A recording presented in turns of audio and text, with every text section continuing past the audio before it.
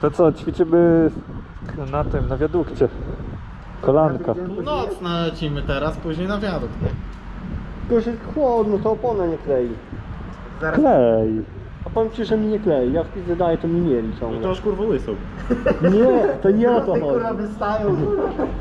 To nie o to chodzi. Ale To nie o to... to chodzi. Patrz, ja mam zamkniętą z tej strony. Ale nie. Nie rób już wstydu, nie patrz. Kurwa, ja wiem czemu. Bo Karol się boi, bo on był na kursie. Się boi, że Kuba na obejrzy jakiś poradnik i będzie Kuba szybciej jechał. A ja z nim ostatnio jeździłem, bo skurwie szybko jeździ. Nie mogłem KTM wytrzymać. Co na to? Na Deluxie. Zaraz kurwa zobaczysz. Co? On to mi zapisał na szkolenie 5 lat już chodzi, bo się nie przyznaje. No widzisz, szkolenie pewnie też chodzi. Nie, ja przyszedłem szkolenie online. I widzisz, daje efekty. Zapłacił kurwa $60.